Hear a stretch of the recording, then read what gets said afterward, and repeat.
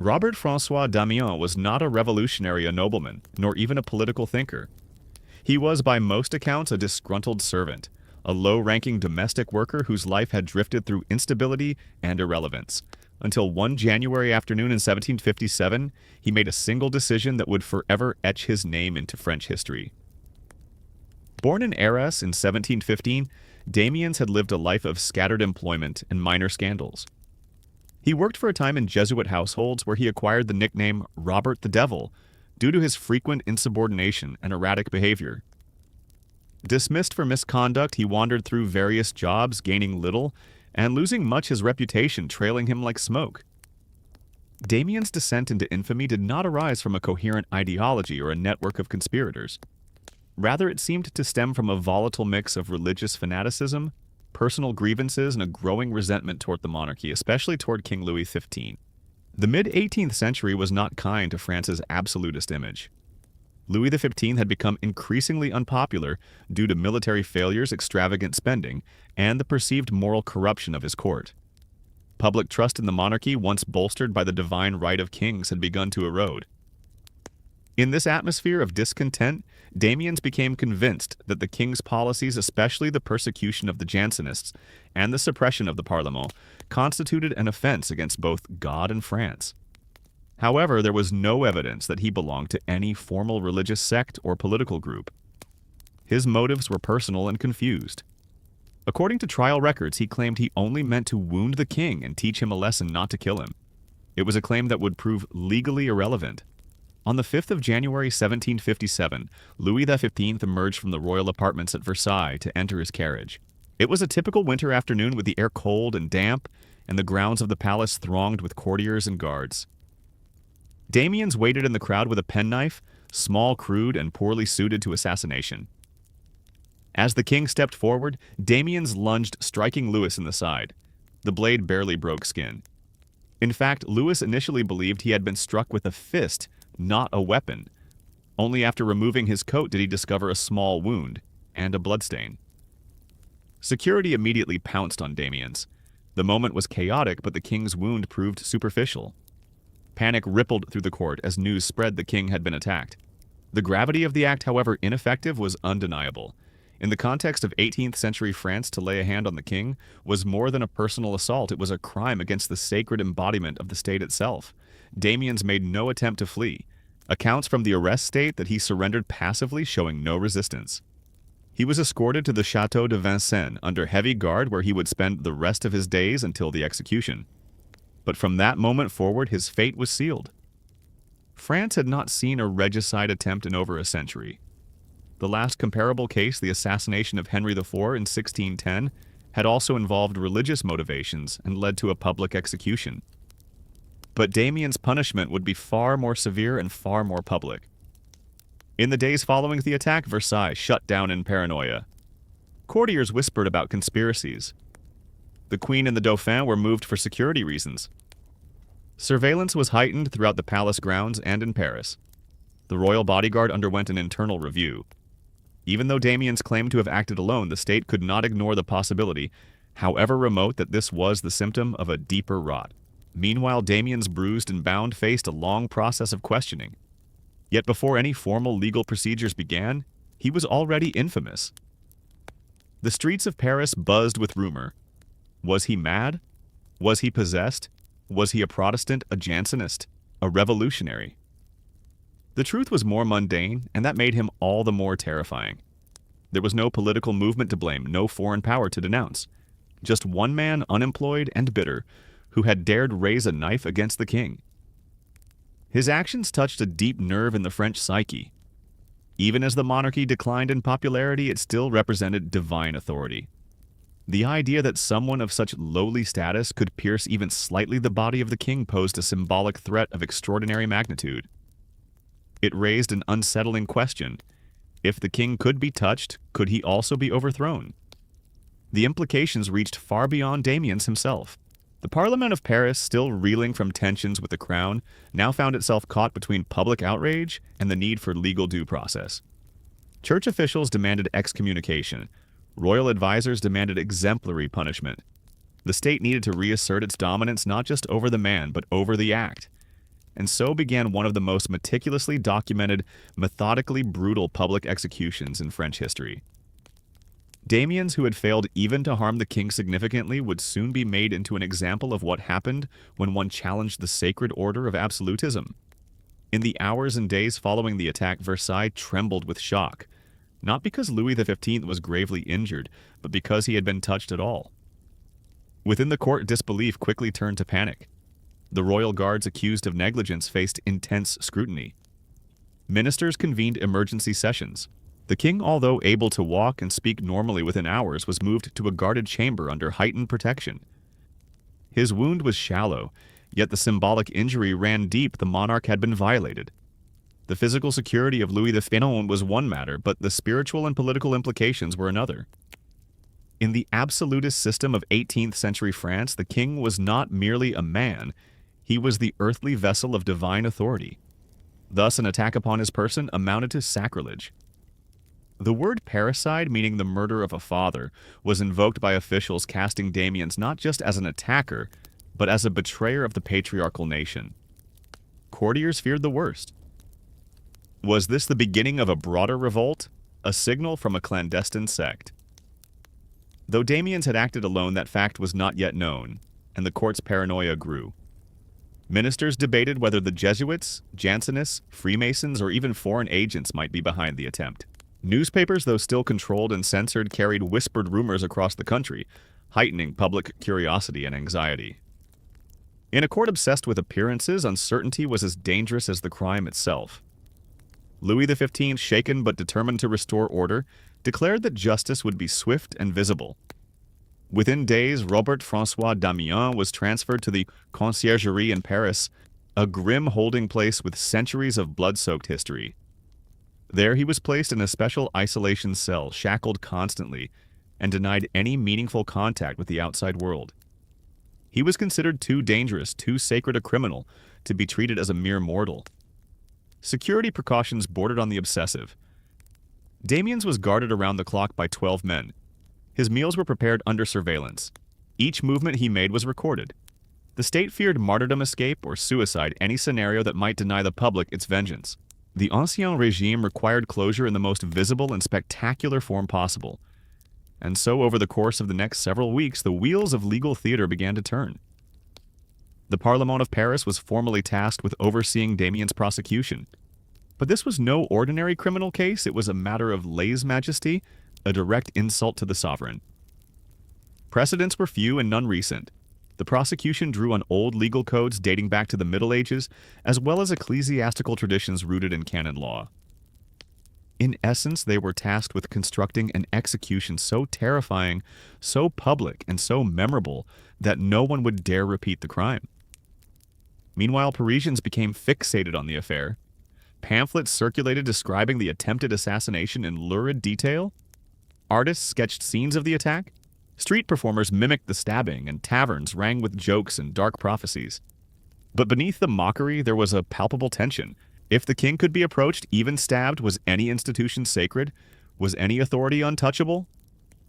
Damiens himself became an object of simultaneous fascination and revulsion. Contemporary descriptions depict him as unkempt, delirious, and rambling. Yet there were also periods of clarity when he maintained that he had meant no harm, only a symbolic gesture. He insisted that the king had betrayed the Catholic faith and ignored the needs of the people. His language was not that of an educated revolutionary, but of a man filled with confusion and desperation. Historians remain divided on whether Damiens was mentally ill, politically motivated, or simply overwhelmed by his circumstances. The court, however, did not dwell on such distinctions. To the monarchy, his intent was irrelevant. The act itself was the crime. By mid-January, formal interrogations began. These were not gentle inquiries. Damiens was subjected to preliminary tortures designed to extract names, motives, and confessions. The crown could not accept that a lone servant had done this of his own accord. He was placed on the question ordinaire and question extraordinaire methods of judicial torture involving crushing of limbs and burning of flesh. Throughout, he repeated the same story: he had acted alone and he had only wanted to wound. The authorities were unsatisfied. With no co-conspirators, no ideological affiliation, and no grand plot to uncover, they began constructing a different narrative, one of cosmic punishment. The king had been stabbed, and only a punishment that echoed the crime's gravity could restore divine order. Behind closed doors, legal advisors proposed the sentence: Damiens would be drawn and quartered alive, a punishment not seen in France for over 100 years. It was a medieval sentence for a modern crime. But that was the point. The monarchy needed to show that even in the Age of Enlightenment, it could still summon the wrath of the ancient order. Royal proclamations framed the coming execution as a reassertion of divine justice. It would be conducted in public, with every stage choreographed for maximum psychological effect. The location, Place de Grève, Paris's traditional site of executions, situated by the Seine and adjacent to the Hôtel de Ville. Thousands would gather. Children would attend. Nobles would watch from balconies. It would be a spectacle of pain precisely designed to reaffirm the state's monopoly on violence. Meanwhile, Damiens' condition deteriorated. The combination of torture, isolation, and impending death unmoored him. Reports from jailers suggest hallucinations, crying fits, and long periods of silence. Yet even in this state, he did not recant his insistence that he meant only to chastise the king. The distinction mattered little. The ritual had been set. On March 28, 1757, he would be executed not simply to die, but to be destroyed. By late March 1757, the machinery of justice had moved into its final phase. The physical and psychological torment of Robert-François Damiens was no longer aimed at extracting information. That effort had long since failed. The purpose now was retribution, total, public, and symbolic. His execution was not to be a simple termination of life, but a calculated act of state violence designed to reinforce the sacred inviolability of the monarchy. On March 28th, the Place de Grève was prepared like a stage. The square, historically a site of public punishment, had witnessed countless hangings, floggings, and beheadings. But what was about to unfold had not been seen in over a century. Every detail was intentional. Executioners were brought in from outside Paris, men skilled in the ancient method of quartering. Blacksmiths prepared iron restraints, chains, and pincers. The horses, 4 massive draft animals, were selected for strength and trained to pull in opposite directions on command. This would not be a swift death. That was the point. Early that morning, crowds began to assemble. Merchants hawked bread and wine. Children perched on window ledges. Soldiers cordoned off the square, and magistrates arranged for order and observation. The spectacle was not merely tolerated, it was demanded. The king's body had been violated, and France expected a reply. At approximately 8 a.m., Damiens was taken from his cell. Shackled, emaciated, and disoriented, he could barely walk. Eyewitness accounts describe him as being half carried, half dragged through the streets.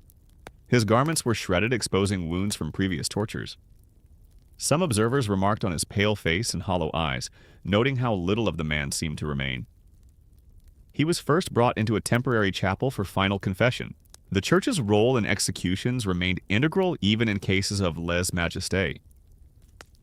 A priest offered Damiens' last rites, though whether he was lucid enough to accept them is unclear. What is known is that upon emerging, he began muttering prayers, repeating phrases about penance and divine forgiveness.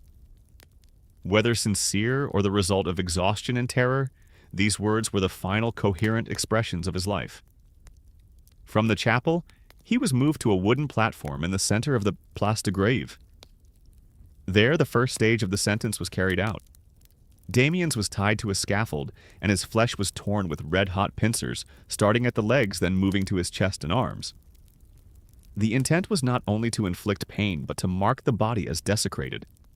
It was a symbolic inversion. The man who had defiled the sacred person of the king would himself be mutilated. After the pincers came boiling sulfur poured into the wounds. Then molten wax, then heated lead, all substances meant to scorch and infect their sequence prescribed by law. The crowd, though initially rowdy, reportedly grew quiet. The suffering was not theatrical, it was undeniable. Damiens shrieked and convulsed. Some accounts say he begged for mercy. Others claim he asked only for death. But that was not yet to come. Next came the central act of the execution, drawing and quartering. Damiens' limbs were fastened to 4 horses each, positioned at a cardinal point. The process required precision. The horses were driven to pull slowly at first, then gradually urged into greater exertion. The goal was not instant dismemberment, but gradual separation of joints and sinews. To facilitate the process, executioners used knives and hatchets to cut tendons and loosen ligaments, exposing bone and muscle to assist the tearing.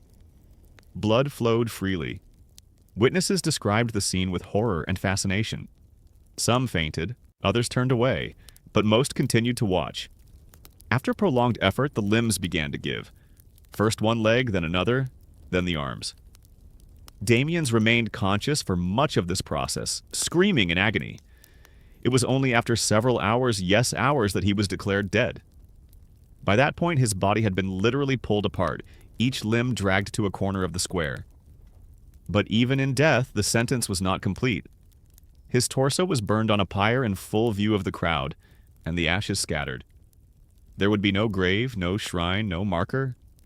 The monarchy feared commemoration. His very existence had to be erased. Why such brutality? Why such meticulous cruelty? The answer lies not in Damiens himself, but in what he represented. He had pierced the illusion that the king was untouchable. He had reminded France that the body of the monarch, however sacred in theory, was still flesh in practice. And for that, his body had to be made a lesson. The ritual of his execution reasserted the cosmic hierarchy, the king above man, the state above rebellion, the divine above the profane. For the monarchy, the lesson was clear: touch the king, and you will be unmade. It was not justice, it was theater. And it was effective, at least in the short term. No further regicide attempts occurred during Louis XV's reign. Fear had been restored, order reimposed. But not everyone was convinced. Among the educated, especially those steeped in enlightenment, thought the execution of Damiens was not a deterrent, it was a scandal. Voltaire, among others, would later cite the execution as a grotesque relic of medieval cruelty, proof that France had not yet escaped its violent past. To them, the real danger was not Damiens, but a state so desperate to maintain divine authority that it tore a man apart in the name of God and law. The execution of Robert-François Damiens did not end with his death. It continued in the minds of those who witnessed it, and in the pages of court records, pamphlets, and philosophical treatises. While the state had succeeded in annihilating the man, it had also perhaps unintentionally enshrined his execution as one of the most infamous spectacles of punishment in French history. To understand why his crime elicited such a response, we must turn to the legal and theological framework of lèse-majesté, the crime that defined and doomed him. In pre-revolutionary France, the king was considered more than a ruler, he was a divinely appointed sovereign. The doctrine of the divine right of kings placed the monarch in a sacred hierarchy between God and man. Therefore, any attack on the king was not simply a political offense, it was a blasphemy, a direct assault on the very architecture of the moral universe. Within this paradigm, regicide, successful or attempted, was classified under crimes de lèse-majesté divine et humaine, a category of transgressions against both divine and temporal authority. What distinguished Damiens' case was not merely the brutality of the punishment, but the ideological urgency behind it. Legal scholars of the period, drawing from both Roman law and medieval precedent, argued that a wound inflicted upon the king was a wound inflicted upon the nation. The king's body was not private, it was the body politic. This concept, often articulated in royalist legal literature, held that the king's person was simultaneously physical and mystical. He was flesh, and he was France. Because of this duality, even a failed assassination attempt could not be treated as a personal crime. It was by definition treason in its highest form, and unlike modern legal systems which emphasize proportionality and intent, the Ancien regime demanded a punishment that restored spiritual balance. Damiens had violated something sacred, and only by undergoing ritualized obliteration could cosmic order be reestablished. The judicial process reflected this ideology. Though Damiens' trial technically fell under the jurisdiction of the Parlement of Paris, there was little legal ambiguity about the outcome. The evidence was clear, his confession confirmed it, and the crime itself had been witnessed by dozens. The only real question was how to punish him in a way that communicated the appropriate terror. The sentence delivered on March 2, 1757, was a carefully composed narrative in itself. It outlined in excruciating detail each stage of suffering Damiens was to endure from the preliminary tortures meant to extract accomplices to the mutilations, intended to disgrace to the quartering that would unmake him. Even the materials used, red-hot pincers boiling lead sulfur, were legally specified. Each had symbolic resonance fire for purification, pincers for desecration, horses for fragmentation. The aim was not merely to kill, but to reverse the crime, to act it out in reverse upon the criminal. Damiens had ruptured sacred unity. Now his own body would be literally dismantled to compensate. His punishment was constructed as a mirror image of his offense. The monarch had bled, so Damiens must bleed. The king had suffered humiliation, so Damiens would endure agony and degradation. Justice was not only about deterrence, it was about metaphysical balance. To reinforce this framing, the church was actively involved in the proceedings. The Archbishop of Paris issued statements describing the attack as satanic. Public prayers were offered for the king's recovery, while masses were said for the preservation of divine order. Damiens, though baptized and Catholic, was functionally excommunicated by virtue of his crime. His soul, like his body, was treated as something that must be cast out. But there was another, more subtle motive behind the extreme sentence: political fear. Though Louis XV had survived the attack, his regime was increasingly fragile. The 7 Years' War was going poorly for France. The crown was mired in debt. The public viewed the king's court with suspicion and contempt, particularly for its extravagance and for Louis's relationship with his controversial mistress, Madame de Pompadour. In this climate, the monarchy needed to project strength. Damiens' execution became a proxy demonstration of royal authority, a declaration of invincibility in the face of mounting instability. Yet not everyone was convinced. Even as the public prepared to witness the execution, a quiet unease spread among the educated classes. Enlightenment thinkers, particularly those influenced by rationalism and reformist ideals, viewed the impending punishment as grotesque. The philosopher Cesare Beccaria, writing just a few years later, would cite spectacles like Damiens' execution as evidence of barbaric excess in legal punishment. Voltaire, although careful not to publicly condemn the crown, privately expressed horror at what had transpired. In this Damiens case, inadvertently contributed to a larger historical shift.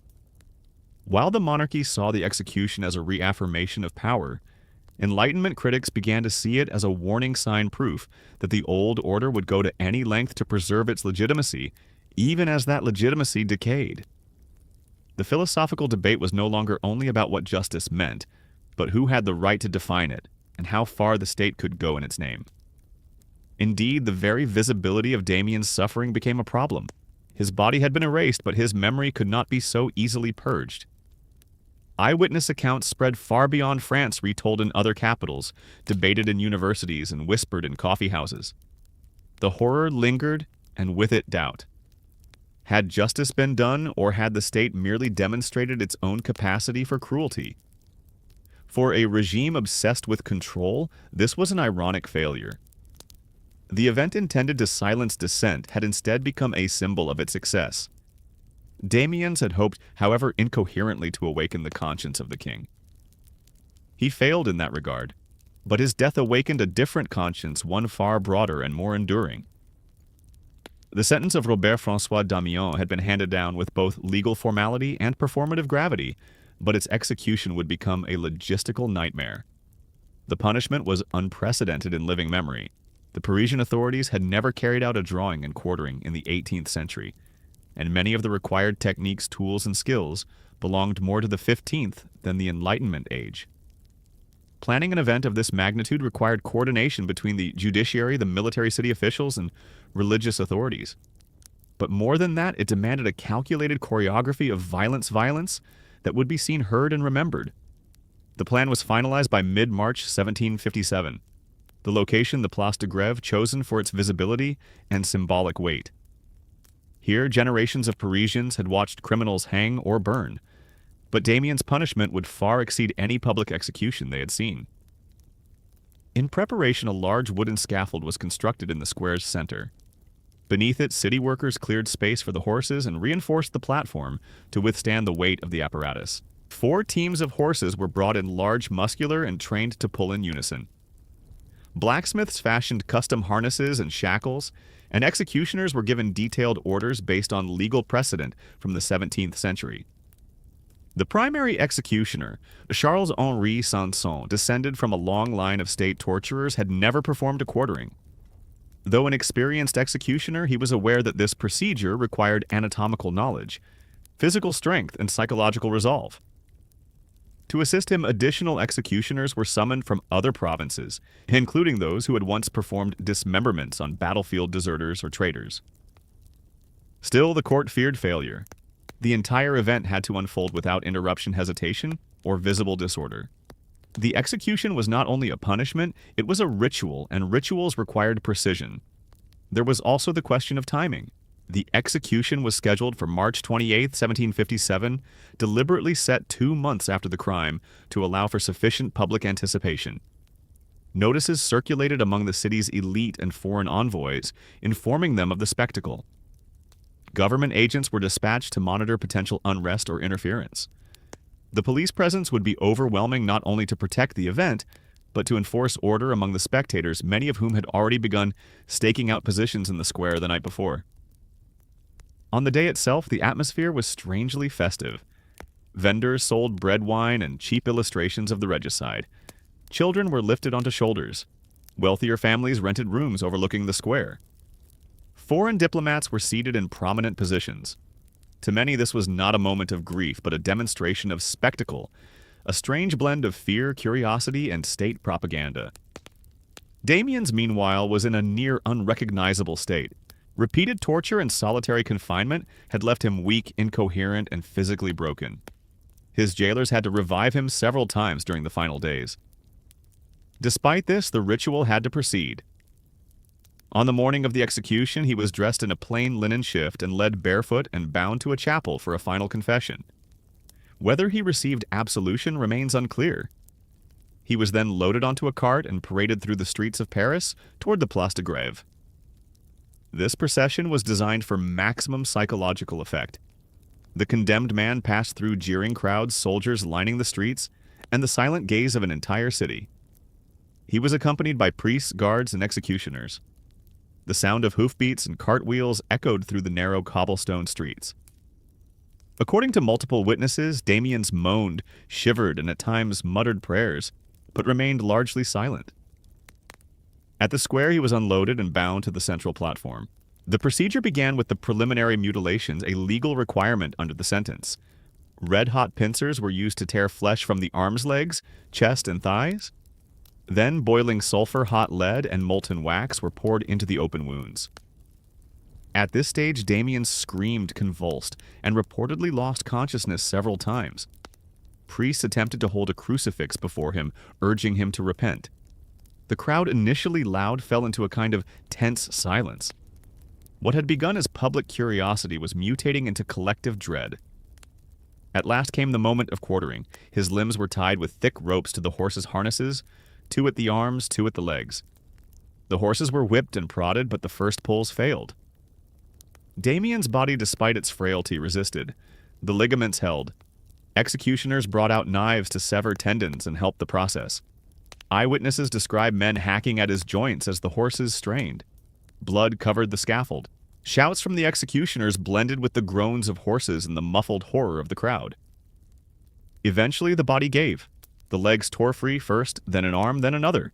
Each limb was dragged toward a different quadrant of the square. Damiens, by all accounts, was alive for much of the process, though his consciousness is debatable.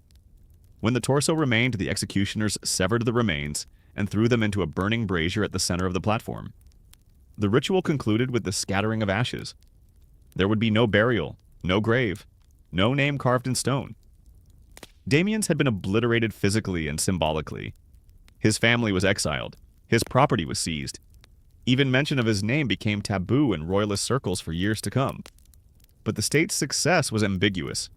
While it had demonstrated its absolute capacity for vengeance, the horror of the event shocked even its loyal supporters. Journal entries, letters, and diplomatic reports reveal a deep discomfort with what had transpired. Some called it excessive.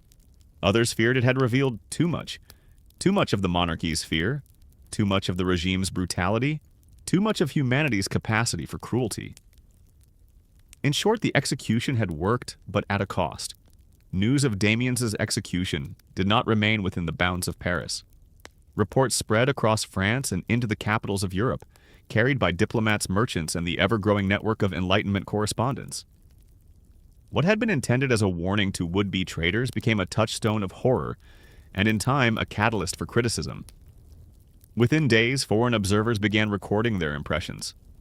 The British ambassador in Paris described the execution as an act of judicial savagery unparalleled in modern times. In the salons of Vienna and Berlin, the story circulated with fascination and disbelief. In London, newspapers reprinted eyewitness accounts from the continent, often framing the event as evidence of France's descent into moral decay. For Protestant nations, it reinforced long-standing prejudices about the Catholic monarchy's obsession with divine kingship and blood retribution. Among the educated classes in France, the reaction was more complicated. Some aristocrats applauded the punishment as a necessary display of power. Others, however, were quietly unsettled. Behind closed doors, members of the nobility wondered whether the monarchy had overreached, whether it had exposed too much of itself. Public spectacles were nothing new, but this execution had tipped into something else, entirely a form of state-sponsored butchery that left even loyal subjects shaken. Enlightenment thinkers were quick to seize on the implications. Voltaire, already a persistent critic of religious intolerance and judicial cruelty, used Damiens' execution as a powerful example in his later writings. Although he avoided direct commentary at the time out of caution, his reflections in the Philosophical Dictionary and other works clearly echoed the lessons of that March day. He would later describe executions that stained the law with the blood of horror, suggesting that such punishments belonged to barbarous ages, not the century of reason. Denis Diderot, in his contributions to the Encyclopédie, implicitly challenged the moral legitimacy of punishment that prioritized spectacle over humanity. He and others began advocating for more rational, measured approaches to criminal justice punishment as correction, not vengeance. The execution of Damiens became a case study, in excess a relic of an absolutist system that Enlightenment thought increasingly viewed as irredeemable. One of the most powerful statements would come not from France but from Italy. In 1764, Cesare Beccaria published On Crimes and Punishments, a landmark treatise arguing against torture, secret trials, and cruel executions. Though Beccaria did not name Damiens directly, his critique was unmistakably shaped by that event. He condemned punishments that shocked the senses, but failed to serve justice, calling for proportionality, transparency, and humanity in criminal law. The resonance of his ideas would ripple outward, first influencing French legal reformers and eventually revolutionaries. But this philosophical impact did not occur overnight. In the short term, the monarchy interpreted the execution as a success. No further regicide attempts occurred during the reign of Louis XV. Damiens had acted alone and no conspirators had emerged. The court viewed this as confirmation of its righteousness and its strength. Even so, there were cracks in the foundation. Behind the facade of royal control, the regime faced deepening problems. The 7 Years' War continued to drain the treasury and sap military morale. France's defeat would become a national humiliation. Louis XV, long known as Le Bien-Aimé, the Well-Beloved, saw his popularity collapse as failures at home, and abroad mounted. The nobility remained divided over reform, while the Parlement, those judicial bodies that had once helped legitimize the crown's authority, were increasingly at odds with it. Damiens' act, though isolated, had been a symptom of a broader disillusionment. While his personal motivations were muddled, the cultural context that birthed him was unmistakable. The absolutist monarchy was losing its aura. People had begun to see not just the majesty, but the man, and that recognition brought with it both contempt and danger. For all the state's effort to erase him, Damiens persisted in the collective memory, not as a martyr, but as a symbol of cruelty, of fear, and of the moment when power exposed its ugliest form. Plays, poems, and pamphlets alluded to him obliquely. His name became a byword for futile rebellion. Even the medical profession took note. Physicians and surgeons studied the dismemberment, not for its justice, but for its anatomy. More than anything, his death helped raise a disturbing question that would come to haunt the French monarchy. How far would a king go to punish a man with no power? And if the answer was this far, what did it say about the king's strength or his fragility? The seeds of doubt sown by the execution would not fully bloom until later decades. But they had been planted. Observers had seen not just a man torn limb from limb, but a state that could not tolerate even symbolic defiance without resorting to medieval brutality. The power of Damiens' story paradoxically lay in its futility. He had accomplished nothing. No change in law, no shift in policy, no coup. Yet his body had been used to reaffirm an entire political theology. And in doing so, he had revealed the lengths to which the Ancien Regime would go to preserve its illusion of invulnerability. In that sense, Damiens may not have shaken the foundations of the monarchy, but he did something almost as dangerous. He exposed its fear. In the wake of Damiens' execution, France did not erupt in protest. There were no riots, no organized expressions of dissent, and no immediate challenges to the monarchy. But the silence itself was telling. What had taken place in the Place de Grève was not easily processed. For many, it was too grotesque to speak of openly a trauma absorbed rather than confronted.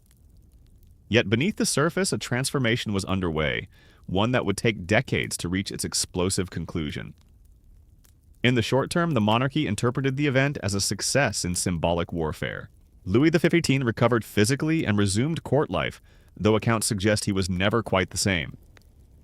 He became increasingly withdrawn, perhaps sensing that the attack had pierced more than skin, it had pierced the sanctity of his position. The illusion of divine invincibility had been bruised, and while Damiens had not succeeded in any political goal, his very act had shown that even kings could bleed. The psychological weight of the execution lingered in Versailles.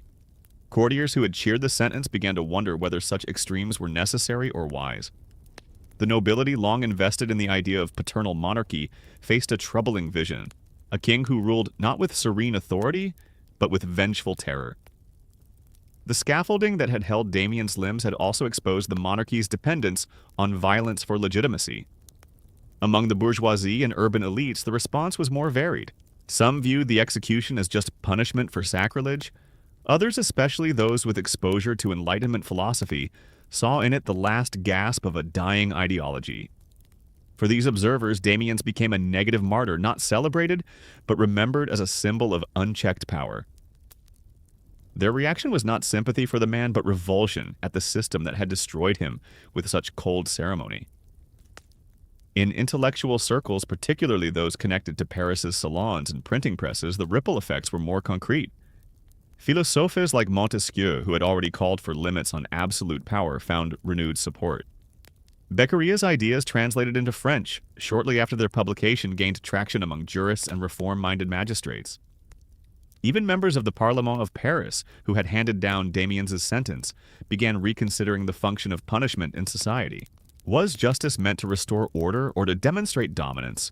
Could the state maintain legitimacy without terrifying its subjects? Over the following decade, criminal justice reforms began to appear across Europe, influenced in part by the memory of Damiens. In France, the Code Louis remained unchanged, but pressure mounted to reconsider torture secrecy and spectacle in criminal trials. Ironically, the same public that had once demanded gruesome executions began to express unease with their consequences. The appetite for blood had soured. This shift was not universal, nor was it linear. Many still believed that extreme crimes required extreme punishments. But the Damiens affair had exposed a rift between tradition and reason, between a justice system grounded in divine retribution and one striving for rational consistency. That rift would widen with each passing year. One of the clearest legacies of Damiens' execution can be found in the art and literature of the period. Writers began to allude sometimes subtly and sometimes directly to the spectacle of 1757. In Denis Diderot's Le Neveu de Rameau, published later in the century, characters discuss public executions with a mixture of cynicism and philosophical depth. Jean-Jacques Rousseau, too, would question the morality of a society that exacted such cruel vengeance for symbolic crimes. And painters began to depict scenes of judicial horror not as moral lessons but as expressions of collective guilt and ambiguity. Yet perhaps the most enduring commentary on Damiens came more than 2 centuries later in the work of French philosopher Michel Foucault. In his seminal 1975 book, Discipline and Punish, Foucault opens with a chilling step-by-step account of Damiens' execution. He does not recount it for shock value alone. Instead, he uses it to contrast 2 visions of power, one based on corporal punishment and spectacle the other on disciplined surveillance and internalized control. For Foucault, Damiens' death marked the end of an era and age when sovereignty was made visible through ritualized violence upon the body. Foucault argued that by the late 18th century states were moving away from torture not out of benevolence, but because it no longer served the needs of power. It was inefficient, unpredictable, and risked turning the executed into symbols of resistance. Better, he argued, to mold behavior through prisons, schools, and barracks, structures that trained the soul rather than destroyed the body. In this reading, Damiens' execution was not an outlier, but a pivot point, a gruesome endnote to one mode of state power and a harbinger of the next. The king had shown he could destroy a man utterly, yet that destruction raised questions the regime could not answer. What does it mean when the state must tear its enemies limb from limb to survive? What happens when fear is no longer enough? These questions hung over France like a storm cloud. Within a generation, the very institution that had ordered Damiens' obliteration would be swept away in the violence of the French Revolution. Louis XV would die in 1774, succeeded by his grandson Louis XVI, who in 1793 would himself face the executioner not as a sacred figure but as a man convicted by a republic. The scaffold would remain. The rituals would change. By the close of the 18th century, the execution of Robert-François Damiens had become more than a historical footnote.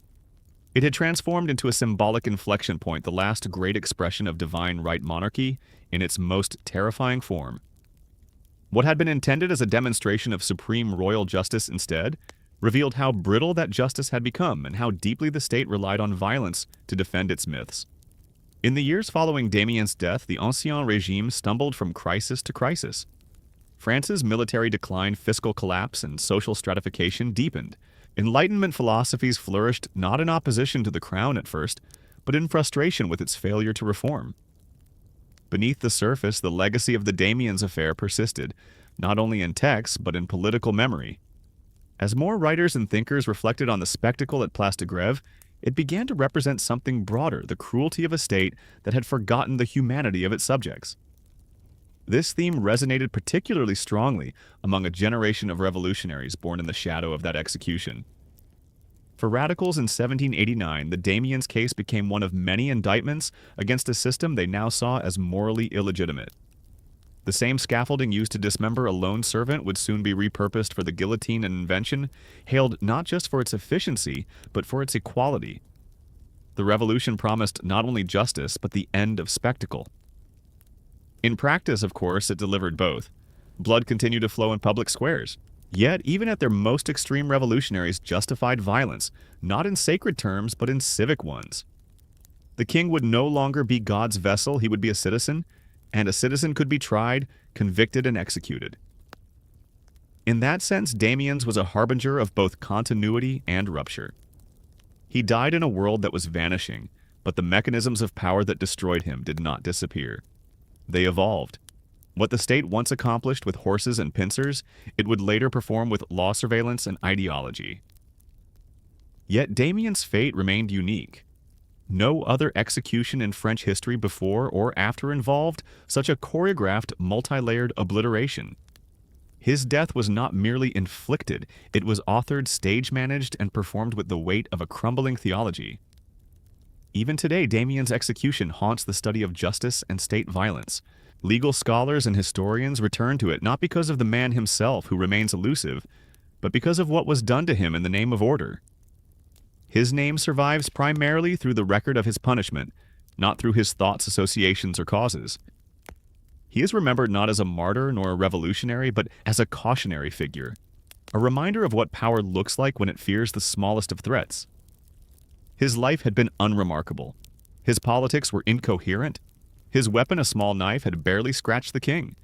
Yet he triggered one of the most extreme punishments the French state ever enacted. In doing so, Damiens exposed a paradox at the heart of absolutism. The more the regime claimed divine strength, the more fragile it revealed itself to be. The official effort to erase Damiens' memory ultimately failed. His name re-emerged in philosophy and fiction, in the margins of textbooks and the footnotes of scholars. He became a subject not of reverence but of curiosity and discomfort. What does it mean for a regime to destroy a man so thoroughly and still feel threatened? His ashes were scattered. His flesh was burned. His body was torn into four. And yet the state could not control what lingered: the image, the memory, the unanswered questions. Why such violence? What was gained? Who in the end was more diminished, Damiens or the monarchy that killed him? These are the legacies that endure, and perhaps that is the final irony of Robert-François Damiens. In trying to erase him so completely, the state ensured that he would be remembered forever. The execution of Robert-François Damiens remains one of the most brutal state-sanctioned punishments in European history, not merely for the violence inflicted, but for the symbolism it carried. In the rigid hierarchy of the Ancien Regime, where the king's body was inseparable from the body politic, Damiens' act of stabbing Louis XV, however feeble, was considered a cosmic crime. The response had to be equally cosmic in scale, not just death, but dismemberment, mutilation, and erasure. The process laid bare the machinery of a regime that equated loyalty with submission and justice with spectacle. Yet, in its attempt to obliterate Damiens, the monarchy also exposed its greatest vulnerability. The grotesque precision of the execution revealed not only the state's physical power, but its deep fear of dissent, fear of vulnerability, fear that divine right was no longer convincing in an age of reason. The execution was supposed to end a threat. Instead, it created a memory, one that Enlightenment thinkers seized upon as evidence of archaic cruelty, and one that would re-emerge time and again in debates about the nature of justice and power. Ultimately, Damiens was a man of confusion. His motives fragmented his mind, likely unstable, his act politically incoherent. But the state's reaction turned his isolated violence into a profound historical question. What does it mean when a regime must tear a man apart to preserve itself? The answer, as France would discover in the decades to follow, is not one of strength, but of collapse postponed.